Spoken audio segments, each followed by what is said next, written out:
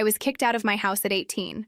Now that I've inherited millions from my grandfather, my parents came back acting like nothing happened, demanding all the money. Before continuing the story, let us know in the comments which city you're watching from. Don't forget to subscribe to the channel, hit the notification bell so you won't miss more stories, and leave your like on the video.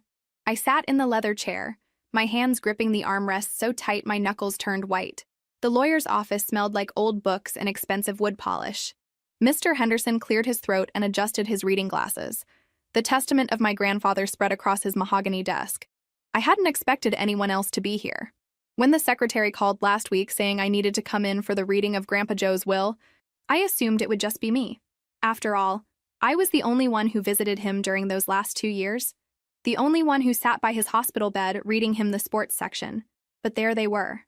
My mother perched on the edge of her seat, wearing a black dress I'd never seen before, probably bought specifically for this occasion. My father stood by the window, hands in his pockets, that same stern expression he always wore. And my brother, scrolling through his phone like he had somewhere better to be. 9 years. It had been 9 years since they kicked me out. My mother caught my eye and smiled. It was the kind of smile you'd give a stranger. Polite, empty, meaningless. "Sweetheart," she said, and the word felt like broken glass in my ears. "You look so grown up. We've missed you." I didn't respond. What was I supposed to say to that? That I'd missed sleeping in my car that first winter? That I'd missed eating ramen noodles for 3 months straight because I couldn't afford anything else? Mr. Henderson began reading. I tried to focus on his words, but my mind kept wandering back to that day when I was 18. The day my father told me I was a disappointment. The day my mother packed my things in garbage bags. The day my brother watched from his bedroom window as I drove away, not even bothering to wave goodbye. To my granddaughter, Mr. Henderson's voice cut through my thoughts. I leave the sum of $3,500,000 along with my investment portfolio and the property on Maple Street. The room went silent. I could hear my own heartbeat pounding in my ears. My mother's smile faltered. My father turned from the window, his face unreadable. My brother finally looked up from his phone. "There must be some mistake," my father said, his voice tight and controlled. "What about the rest of the family?" Mr. Henderson looked at him over his glasses. "There is no mistake. Mr. Joseph Carter was very clear about his wishes. He also left specific instructions that I am to handle all financial matters directly with his granddaughter. No one else has any claim to this inheritance." I watched my mother's face transform. The polite smile melted away, replaced by something harder, more calculating. She reached over and touched my arm, and I flinched. "Of course, honey. This is wonderful news. Your grandfather always had such faith in you, but this is a lot of money for someone your age. Your father and I would be happy to help you manage it. We have experience with these things." Experience. The word almost made me laugh. The last time they'd helped me with anything, I was 17, and they'd promised to co-sign for my college loans. Then they changed their minds 2 weeks before the semester started, saying they needed to focus their resources on my brother's education instead. He was getting his MBA. I was working at a diner. "That won't be necessary," I heard myself say. My voice sounded stronger than I felt. My brother finally spoke up. "Come on. Don't be stupid about this. Mom's right. You don't know anything about investments or taxes. You'll blow through it in a year." The same brother who got a new car for his 16th birthday while I took the bus. The same brother who got a trip to Europe after high school, while I got a suitcase and directions to the nearest homeless shelter. Mr. Henderson closed the file. "The estate is settled. I'll be in touch within the week to begin the transfer process." He looked directly at me. "Your grandfather also left you a letter. I'll have my assistant bring it." As we filed out of the office, my mother linked her arm through mine like we were old friends. "We should all have dinner tonight. There's so much to catch up on. Your father has some excellent investment advisors we could introduce you to." I pulled my arm away. "I need to think." "Of course, sweetheart. Take all the time you need." That smile again. "We're just so glad to have you back in our lives. Family is everything, isn't it?" I walked to my car, a used Toyota I'd bought 3 years ago after saving every spare dollar, and sat in the driver's seat with the door locked.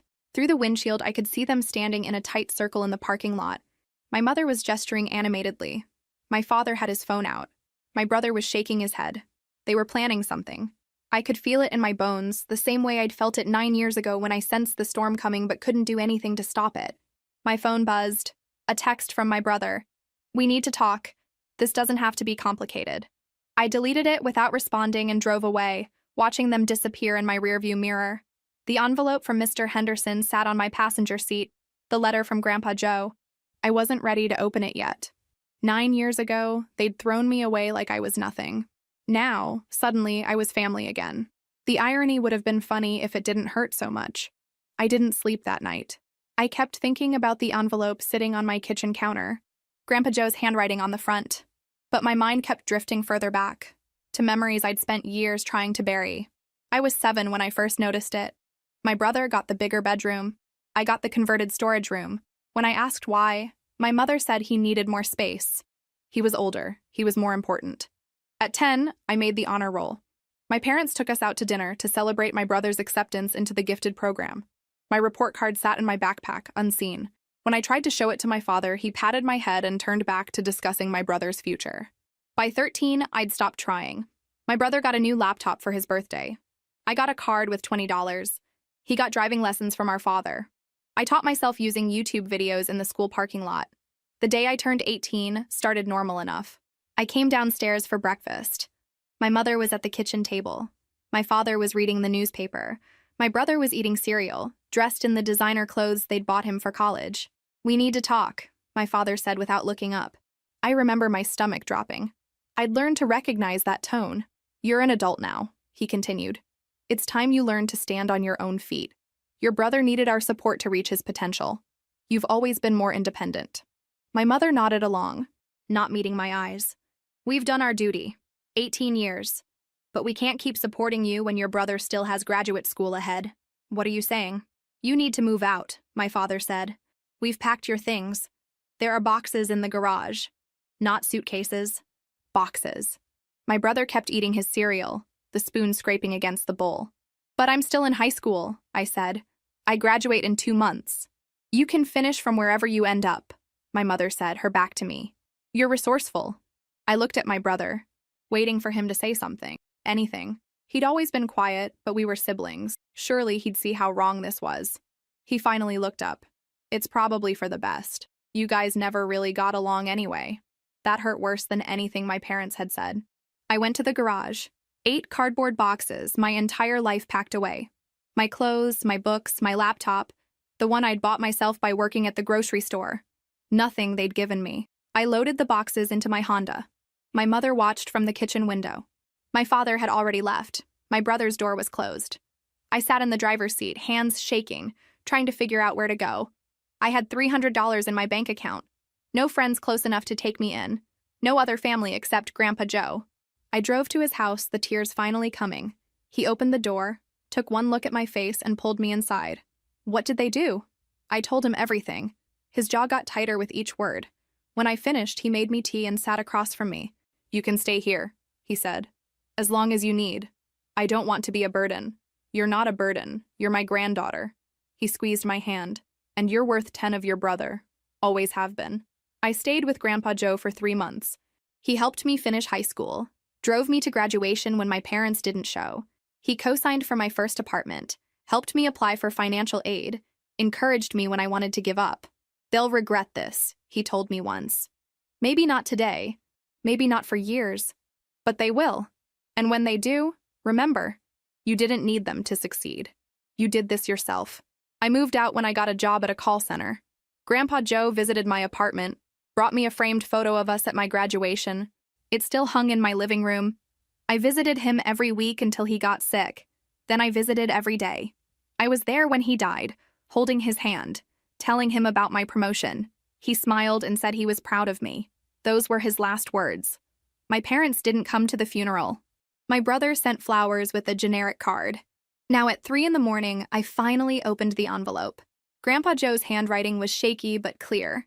"My dear girl, if you're reading this, I'm gone. I'm sorry I can't be there to see what comes next, but I know you're strong enough to handle it. Your parents will come back. They'll pretend the past never happened. They'll want what I've left you. Don't let them take it. You earned this, not by being born into the family, but by being the only one who gave a damn. You're going to be fine. Better than fine. You're going to be extraordinary. Love, Grandpa Joe." I read it 3 times, my vision blurring. Then I folded it carefully and put it back in the envelope. My phone buzzed. Another text from my brother. Seriously, we need to talk. Call me. I turned off my phone and went to bed. Tomorrow I'd start dealing with this. Tonight I just wanted to remember what it felt like to be loved unconditionally by the one person who never gave up on me. The calls started the next morning. 3 missed calls from my mother, 5 texts from my brother, 2 voicemails from my father. I deleted them all without listening. At work I tried to focus, but my phone kept buzzing. Finally, I stepped outside to take my brother's call. "Finally," he said. "I've been trying to reach you all morning. I've been busy. Look, I know things were complicated, but that's in the past. We're family. The inheritance, $3.5 million. You're going to need help managing it. Dad knows some really good financial advisors." I leaned against the brick wall. "I don't need help. Don't be stubborn. You've never dealt with this kind of money. If you screw this up, I'll handle it myself." "Are you seriously still mad about what happened when you were 18? That was 9 years ago. People change. Do they?" "Yes. Mom feels terrible. She's been saying so all week." "Interesting, considering she hasn't said a word to me directly." His voice got sharper. "Grandpa Joe would want us to work together. He wouldn't want you pushing the family away." That made me laugh. "You didn't even go to his funeral." "I sent flowers." "How generous." "Look, I'm trying here. The least you could do is not be a bitch about it." I hung up. That evening, I came home to find my brother sitting on the steps outside my apartment building. "How did you know where I live?" "Mom still has your address from an old Christmas card." I tried to move past him. He blocked my path. Not aggressively, but firmly. 5 minutes. I crossed my arms. "Talk. This money could change all our lives. Mom and Dad don't have much saved for retirement. I've got student loans. We could help each other." "Help each other? Or help yourselves? Why does it have to be like that? We're family. You keep saying that word like it means something." His jaw tightened.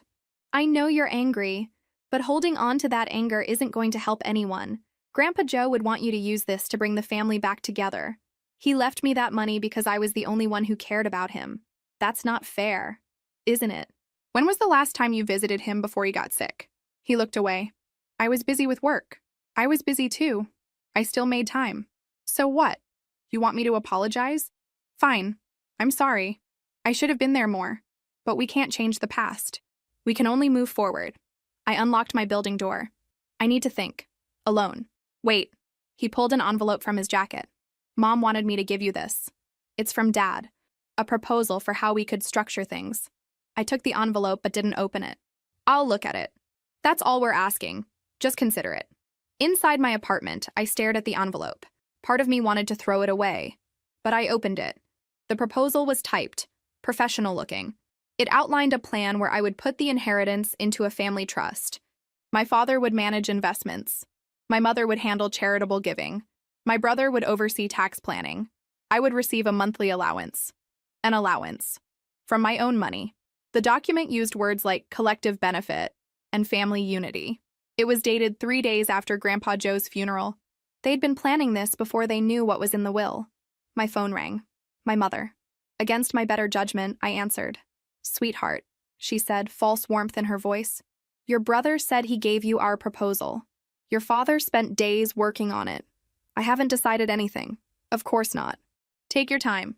But we'd love to have you over for dinner this weekend. Just family. We could talk about everything. I'm busy this weekend.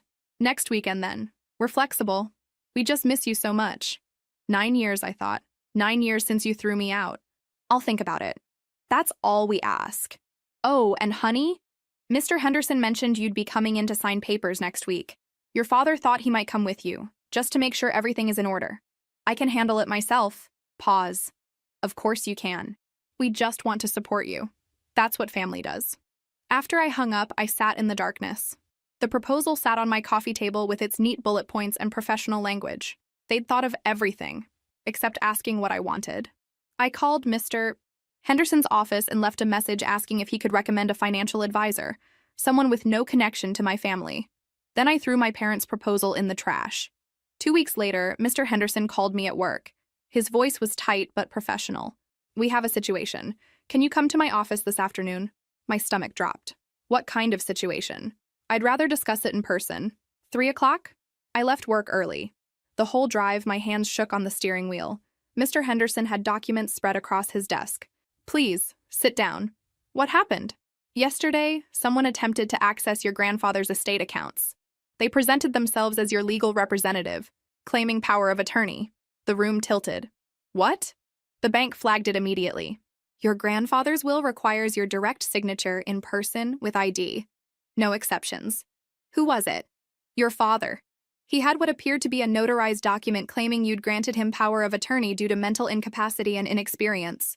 I felt sick. I never signed anything. I know. The notary stamp was fake. We've reported it to the authorities. He paused. There's more. This morning, we received a letter from an attorney representing your parents. They're claiming your grandfather was unduly influenced. They're contesting the will. My father had tried to steal from me. And when that failed, they were taking a different approach. What do I do? Get your own attorney. Document everything, every call, text, interaction, and don't engage with them directly. Everything goes through lawyers now. He slid a business card across the desk. Patricia Chen, estate litigation attorney. How long will this take? Months, probably. Your grandfather anticipated this, which is why he was so careful with documentation. But they're going to make it difficult. I left his office numb. In my car, I checked my phone. 17 missed calls from my family. I'd blocked their numbers, but they'd started using different phones. An email from my brother. I don't know what Henderson told you, but you need to hear our side. Dad was only trying to help. We're family. We don't need lawyers between us. I deleted it. That night, I called Patricia Chen and scheduled an appointment. The next morning, my car wouldn't start. Dead battery. When the mechanic looked, he frowned. Weird. Your battery cables are loose. Really loose. Almost like someone disconnected them partway. My brother had been here 2 weeks ago. He'd known which car was mine. At Patricia Chen's office, I told her everything. She took notes, her expression neutral. This is a clear pattern of harassment and attempted fraud, she said. The fake power of attorney alone is serious. Combined with the will contest and escalating behavior, we have options. What kind of options? Restraining order, criminal charges for fraud, motion to dismiss their will contest as frivolous and demand they pay your legal fees. Will that work? The evidence is overwhelmingly in your favor. Your grandfather left an incredible paper trail. Medical records, witness statements, security footage, written declarations. Unless they have evidence we don't know about, this won't last long. She leaned forward. But I need you prepared. This will get ugly. They'll say terrible things about you in legal documents. Can you handle that? I thought about sleeping in my car at 18, working double shifts while finishing my degree online, sitting by Grandpa Joe's hospital bed while my parents pretended I didn't exist. Yes, I said. I can handle it. Good. Let's get to work. Patricia filed our responses. The restraining order included every text, voicemail, unwanted visit. The motion to dismiss included Mr. Henderson's documentation and expert testimony. My parents' lawyer fired back with a document claiming I'd manipulated an elderly man, isolated him from family, poisoned him against his children. They said Grandpa Joe had been depressed and vulnerable, easy prey. Reading it made me physically ill. Patricia said not to take it personally, legal strategy, not truth, but it felt personal. Then came subpoenas, my bank records, employment history, medical records. They were fishing for anything to use against me. Patricia assured me it was normal. They won't find anything because there's nothing to find. She was right. My records showed a woman who worked hard, paid bills, lived responsibly, but the invasion felt violating. My mother left one final voicemail before the restraining order took effect. Her voice was ice. You're making a terrible mistake. We're your family.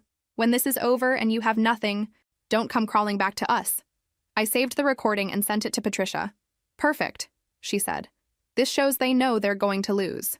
I wanted to believe her, but lying in bed at night, I couldn't shake the feeling that somehow they'd find a way to win. They always did. The whispers started at the grocery store. I noticed people staring, then quickly looking away. At first, I thought I was being paranoid. Then I heard fragments of conversations that stopped when I got close. My coworker texted me, "Hey, did you see the neighborhood Facebook group? There are some posts about you." I checked. Anonymous accounts claiming I'd abandoned my family for years, only to swoop in when my grandfather was dying. Posts calling me a gold digger, a manipulator. Comments from people I'd never met, calling me greedy and heartless.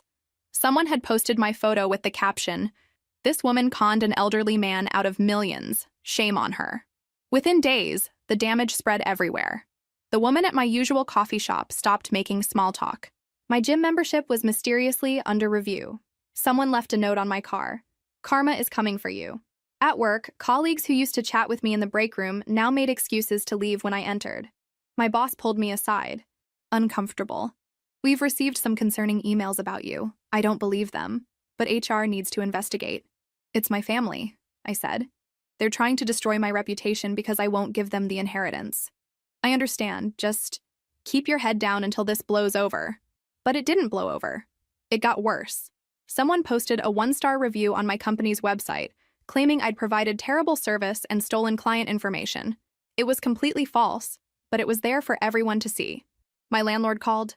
I've had complaints from other tenants. Nothing specific, just they're uncomfortable. Is there something going on? My car was keyed again, this time across the hood. Thief. I stopped going to my usual places.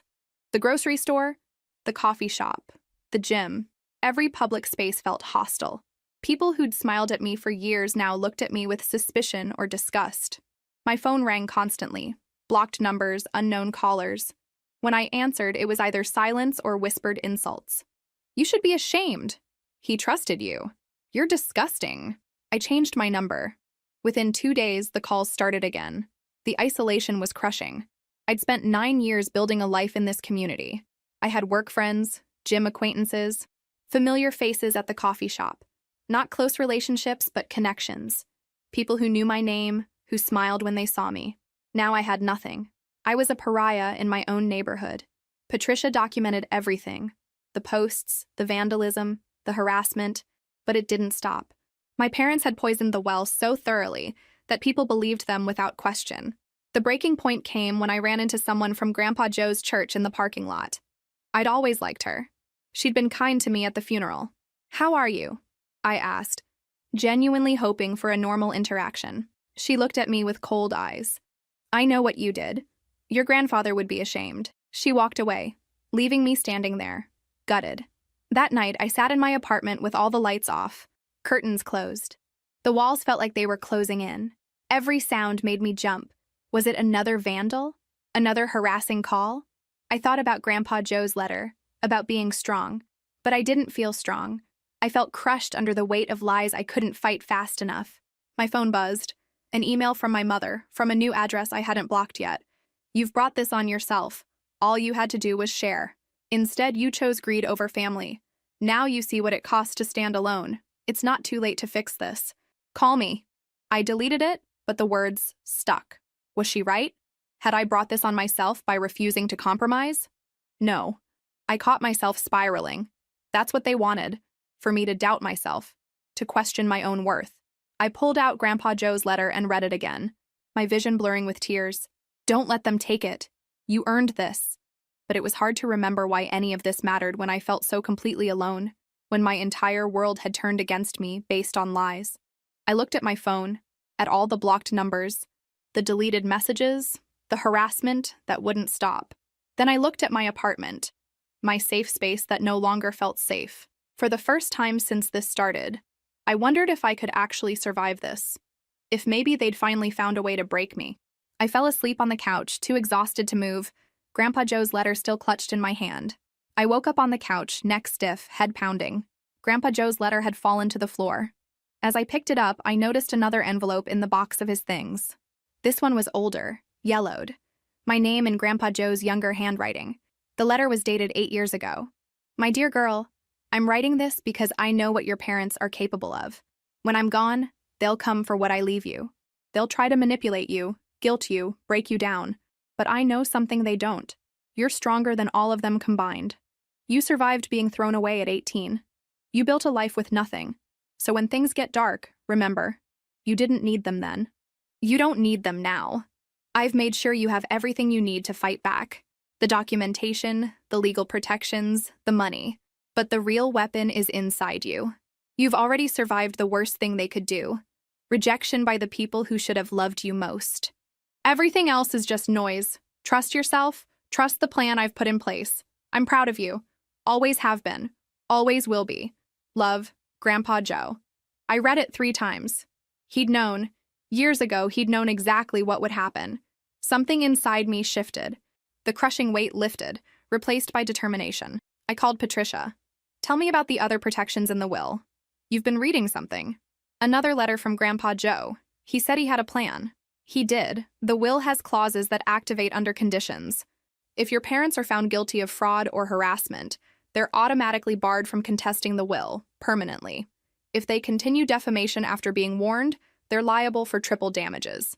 If they attempt illegal access to funds, they forfeit any potential claim forever. Your grandfather built legal traps.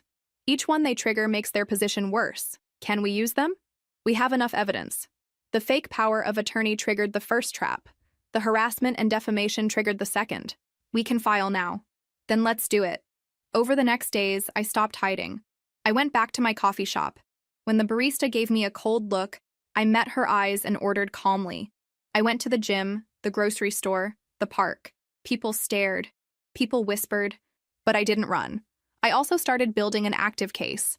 Screenshots of every false post with timestamps, recordings of threatening calls transcribed, photos of vandalism with police reports, witness statements from everyone approached by my family. The woman from Grandpa Joe's church called. Your mother approached me 3 weeks ago. She asked me to post negative things about you online, offered to pay me $500. I said no, but I know 4 others who said yes. Would you testify to that? Yes. I'm sorry I was cold before. Thank you for telling me now. One by one, the truth emerged. The coffee shop owner admitted my father offered him money to refuse my business. My landlord confessed he'd received threatening calls. The person who posted the fake review, paid by my brother. The campaign had been funded, coordinated, systematic. Patricia filed our countersuit. Defamation with documented damages, criminal harassment with coordination evidence, attempted fraud, civil conspiracy. We asked for compensatory damages, punitive damages, and a permanent restraining order. We invoked every protective clause in Grandpa Joe's will. My parents' lawyer tried to dismiss it as a family dispute. Patricia presented our evidence. Hours of documentation, 37 witnesses, financial records showing payments to harassers, phone records proving coordination. The judge reviewed it in silence for 10 minutes. Then she looked up. This goes beyond a family dispute. This is coordinated harassment and defamation. I'm ordering a full evidentiary hearing, and I'm granting a preliminary restraining order effective immediately. My parents' lawyer looked stunned. Walking out, Patricia was smiling. They just realized they're in real trouble. That night, I felt clear, focused. I understood what Grandpa Joe had done. He hadn't just protected my inheritance. He'd given me tools to fight people who'd spent my life making me feel powerless.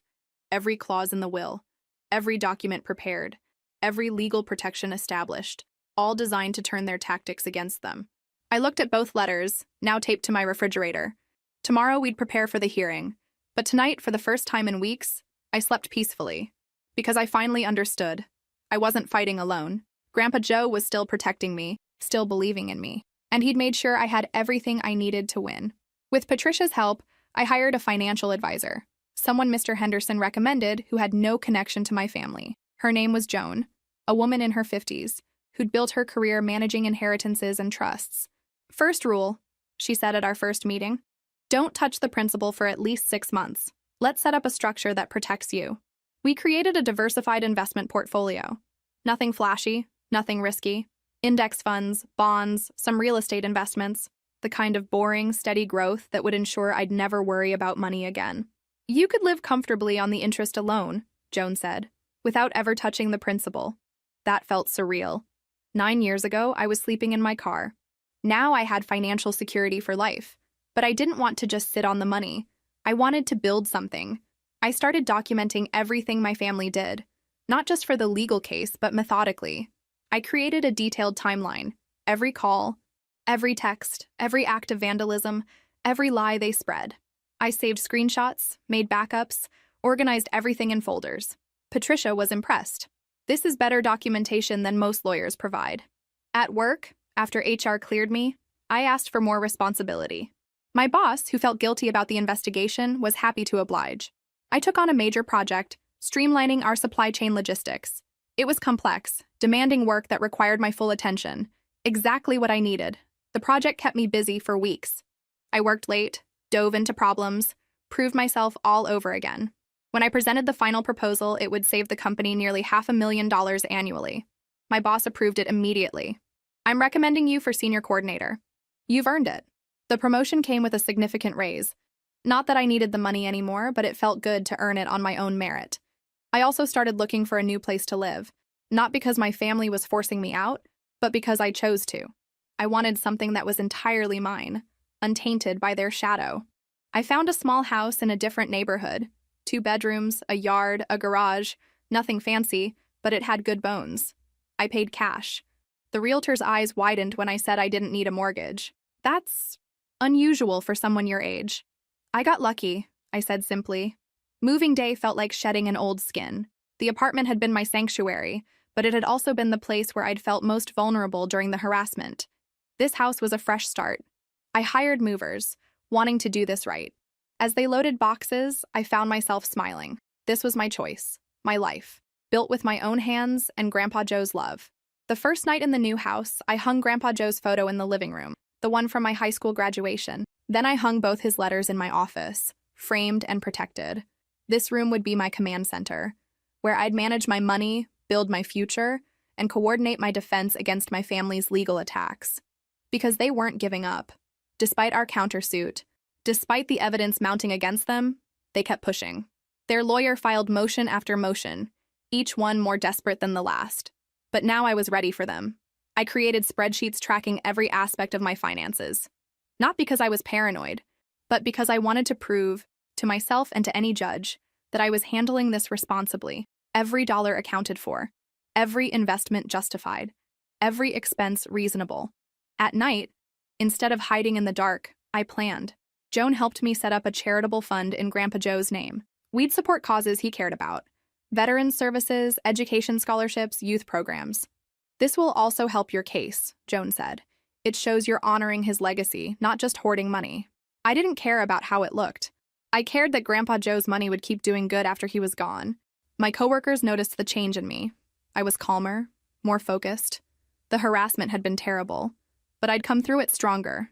Slowly, carefully, I was rebuilding. Not just my reputation, but my entire life.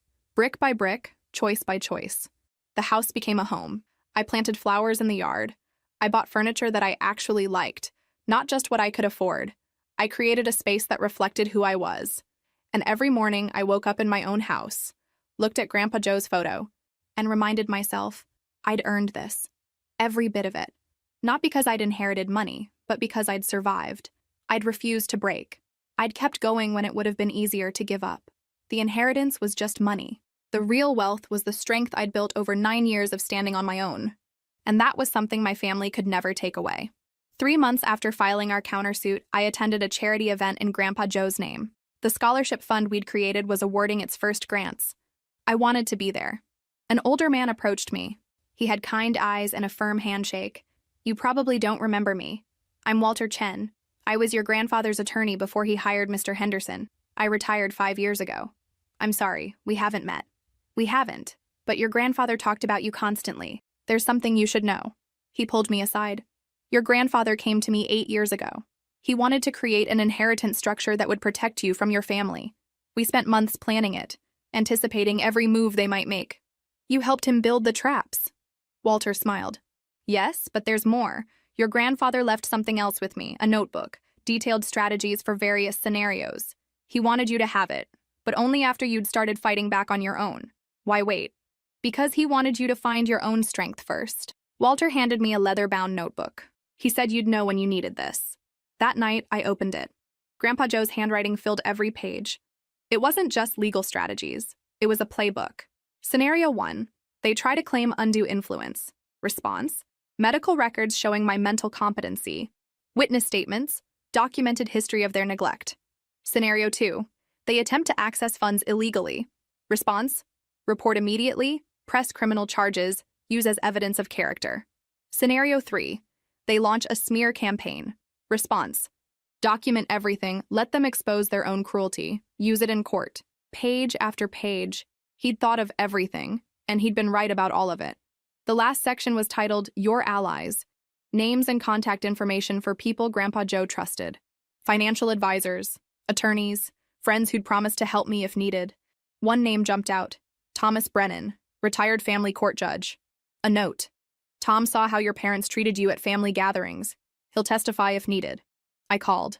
A man answered, voice warm. I've been waiting for your call. Your grandfather asked me years ago if I'd help you when the time came. I said yes without hesitation. You barely know me. I know enough. I saw your parents at your grandfather's 70th birthday party. I watched them ignore you while fawning over your brother. I watched your grandfather's face when he looked at you versus them. That told me everything. Would you really testify? Absolutely. I've already prepared a statement about what I observed.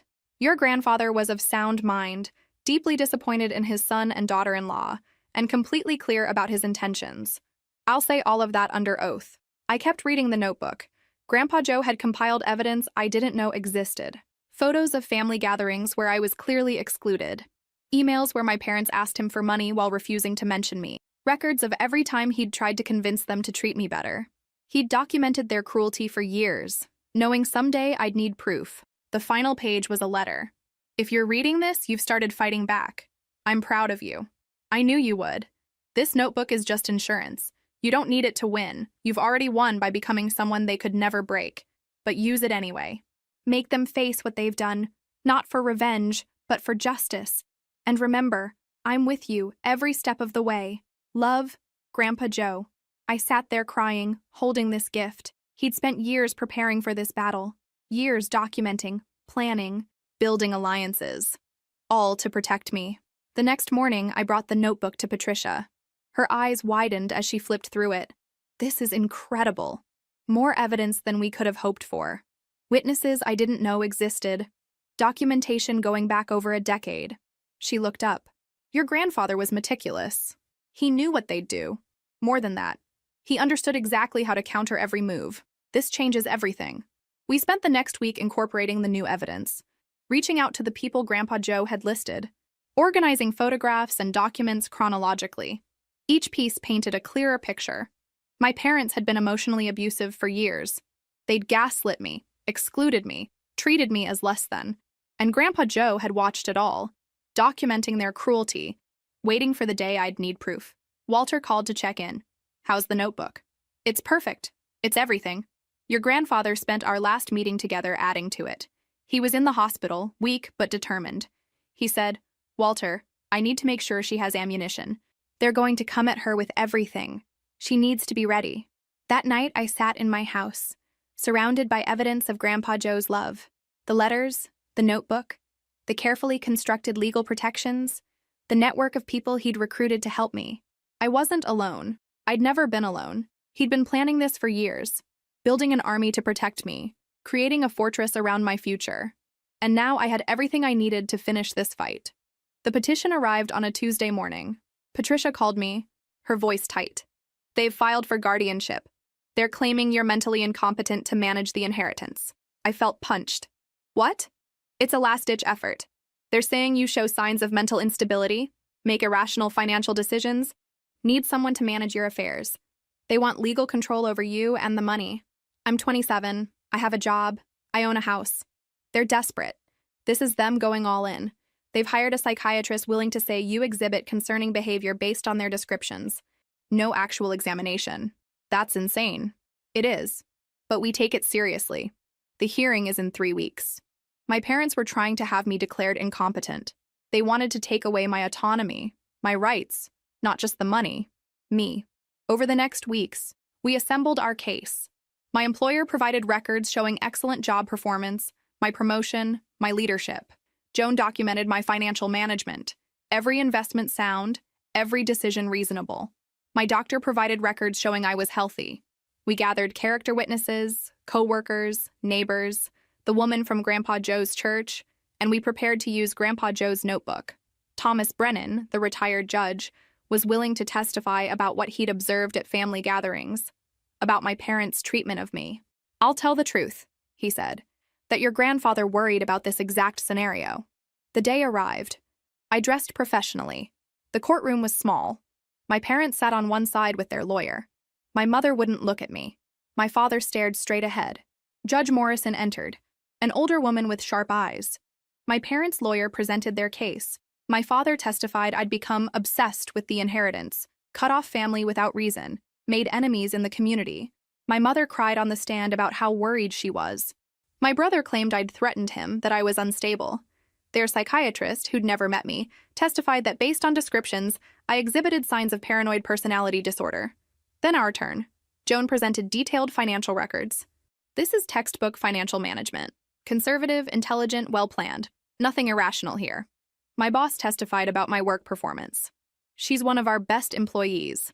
My doctor testified about my health. No indication of mental illness or instability. Then Thomas Brennan. I've known the family for 15 years. I attended family gatherings. The parents consistently favored the son. They ignored her accomplishments, dismissed her, treated her as an afterthought. My parents' lawyer objected. This is irrelevant. It's absolutely relevant, Patricia said. It establishes motive. Judge Morrison nodded. I'll allow it. The grandfather confided in me about his concerns. Brennan continued. He worried his son and daughter-in-law would try to manipulate his granddaughter after his death. He specifically mentioned they might claim incompetence if other methods failed. He said, they'll do anything for that money, even try to have her declared unfit. The courtroom went silent. Patricia presented Grandpa Joe's notebook, the scenarios, the predictions, the evidence of years of emotional abuse. Your Honor, this isn't about mental health. This is about money. The petitioners have tried fraud, harassment, defamation, and now this. Each attempt predicted and documented. This is a pattern of abusive behavior. Finally, I testified. Patricia asked me questions about my life, my job, my finances. I answered clearly, calmly. Then, why do you think your parents filed this petition? Because every other method to get the inheritance has failed. The will is ironclad. Their fraud was caught. Their harassment was documented. They're desperate. They don't think I'm incompetent. They want control of the money. My parents' lawyer cross-examined, trying to rattle me, suggesting I was paranoid. Is it paranoia when you have proof? I asked. When there are witnesses, recordings, when your own parents admit they coordinated a campaign against you? He had no answer. Judge Morrison called a recess. We waited outside for hours. Finally, we were called back. Judge Morrison looked at my parents. I've reviewed all the evidence. I'm denying this petition in its entirety. My mother gasped. Furthermore, I'm appalled by what I've seen. This is not good faith concern about mental health. This is a calculated attempt to seize assets to which you have no legal claim. The evidence shows harassment, fraud, and emotional abuse. I'm making the restraining order permanent. You are barred from any contact with your daughter. Any violation will result in immediate arrest, and I'm awarding attorney's fees. You will pay for her legal costs. She looked at me. You're clearly competent. This case should never have been filed. We walked out into sunshine. Patricia was grinning. That's what we call a complete victory. I felt lighter than I had in months. They'd played their final card, and they'd lost. The final hearing for our countersuit came 6 weeks later. This time, we were on offense. The courtroom was packed. Patricia had made sure the press was there. Local reporters following the story. Community members who'd seen the truth emerge. My parents arrived looking exhausted. My mother's makeup couldn't hide the dark circles. My father had aged 10 years. My brother kept his head down. Judge Morrison presided again. Patricia stood. Your Honor, we're here to address a coordinated campaign of harassment, defamation, and fraud perpetrated by the petitioners against their own daughter. She presented everything. The timeline. Screenshots of false posts traced to computers accessed by my family. Financial records showing payments to harassers. Recordings of threatening calls. Witness statements. The investigators' footage showing my brother near my car before vandalism. Security showing my mother entering the laundry room before it flooded. The fake power of attorney. Medical records proving Grandpa Joe's sound mind. Witness statements from his doctors, attorney, friends, and Grandpa Joe's notebook, predicting everything they'd done. My parents' lawyer tried to argue it was a misunderstanding. Family conflict blown out of proportion. Patricia destroyed that argument. A misunderstanding doesn't involve fake notary stamps. Family conflict doesn't include paying people to vandalize property. This was calculated, coordinated, and criminal. Witnesses testified. The woman from church about payment offers, the coffee shop owner about bribery attempts, my co-workers about false complaints. Thomas Brennan testified about Grandpa Joe's specific fears. He knew they'd resent his granddaughter for the inheritance. He planned accordingly. Patricia called my father to the stand. Did you attempt to access your daughter's inheritance using a forged power of attorney? Silence. Your Honor, I remind the witness he's under oath. I thought I was acting in her best interest. By forging legal documents? That's fraud. Did you pay people to spread false information? Pause. We were trying to protect her reputation. By destroying it? My father had no answer. My mother cried, tried to play victim, said they were concerned parents. Concerned parents don't vandalize their daughter's property, Patricia said. Concerned parents don't coordinate smear campaigns. My brother seemed most honest, admitting they'd coordinated efforts. Believed they deserved the money. Gone too far. Why did you think you deserved it? Because we're family. Because we needed it more than she did. She was homeless at 18 because your parents threw her out. She worked multiple jobs to survive. She built a life from nothing while you had everything. And you think you needed it more? No answer. Judge Morrison called a recess. When we returned, her expression was grim. I've heard enough. The evidence is overwhelming. The petitioners engaged in fraud, harassment, defamation, and conspiracy. She looked at my parents with disgust. I'm finding in favor of the defendant on all counts. You will pay $300,000 in damages. You will pay all attorney's fees, approximately $70,000. The permanent restraining order remains. And I'm referring the case to the district attorney for possible criminal prosecution. My mother started crying loudly. My father sat frozen. My brother put his head in his hands. Furthermore, I'm invoking the clauses in Joseph Carter's will that permanently bar you from any future claims to his estate. Your actions have triggered every protective provision. You have forfeited any right to contest this will now or ever. She looked at me. I'm sorry you had to go through this. Your grandfather clearly loved you very much. I hope you can move forward in peace.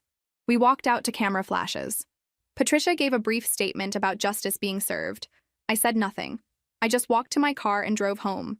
It was over. Truly over. They'd lost everything, the money, the case, their reputation, potentially their freedom. I should have felt triumphant. Instead, I just felt tired. That night, I sat in my living room looking at Grandpa Joe's photo. We won, I whispered. Just like you knew we would. The house was quiet, peaceful, mine. For the first time in months, I felt safe. The news spread fast. The local paper ran a front-page story. Family's coordinated harassment campaign ends in court defeat. The article detailed everything. The fraud attempt, the vandalism, the smear campaign, the guardianship petition. My parents' names were in print. Their actions exposed for everyone to see. Within days, I started hearing about the fallout. My mother's book club asked her to leave. The women who'd been her friends for 20 years suddenly had no time for her. The social circle she'd spent decades building collapsed overnight. My father lost his job. His employer cited integrity concerns after the fraud conviction was made public. At 62, he'd have trouble finding another position. My brother had to move back in with them. His girlfriend had left him after seeing the news coverage. His friends stopped returning his calls. The promising career he'd been building stalled as employers Googled his name and found the court records.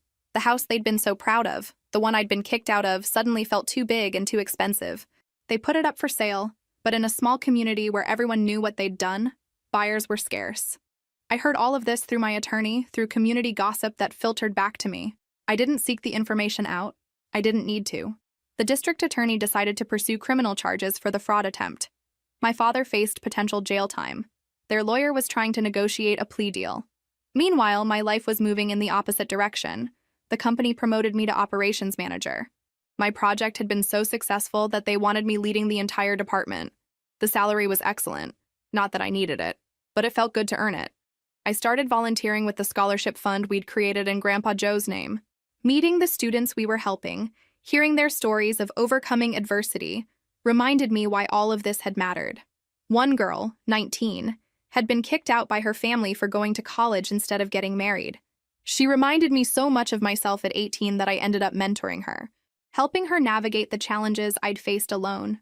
My new neighborhood embraced me. People who'd read the news coverage understood what I'd been through. They weren't interested in the lies my parents had spread. They'd seen the truth in black and white. I made friends. Real friends, not just acquaintances. People who invited me to dinner parties, who knocked on my door to borrow sugar, who stopped to chat when we were both working in our yards. I planted a garden. Tomatoes, peppers, herbs. Watching things grow from seeds I'd planted felt therapeutic. 6 months after the final hearing, I ran into someone from my old neighborhood at the grocery store. She looked embarrassed. I owe you an apology, she said. I believed the things your parents said about you. I was horrible to you. I'm so sorry. Thank you for saying that. For what it's worth, no one believes them anymore. Everyone knows what they did. People feel terrible about how they treated you. I nodded. It was nice to hear, but it didn't change what I'd been through.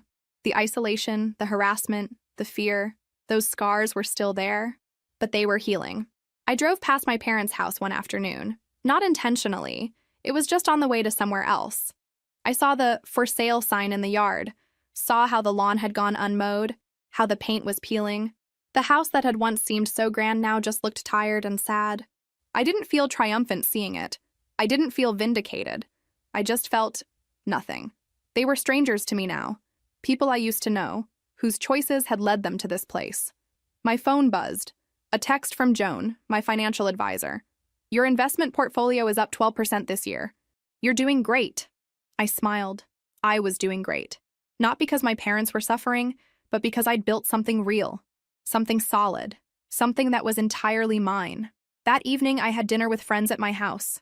We laughed, told stories, enjoyed the meal I'd cooked with vegetables from my garden. This was my life now. This was what Grandpa Joe had wanted for me. Not wealth, not revenge, but peace, community, happiness.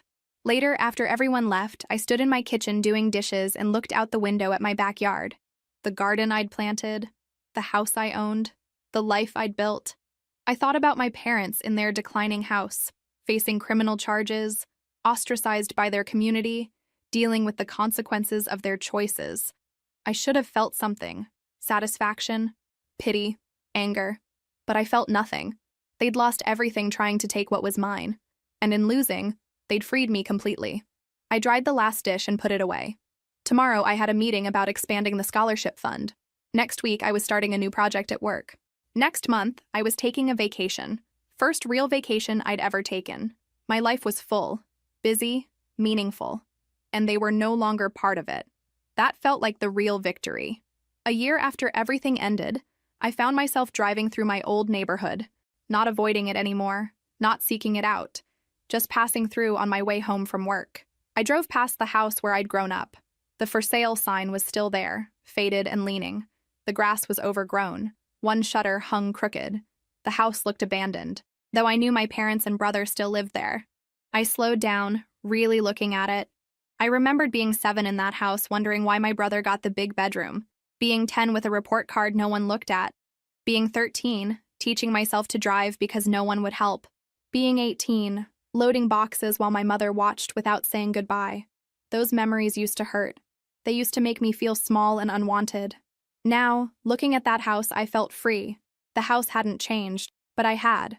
I wasn't that little girl anymore, desperate for approval. I wasn't the teenager trying to prove her worth.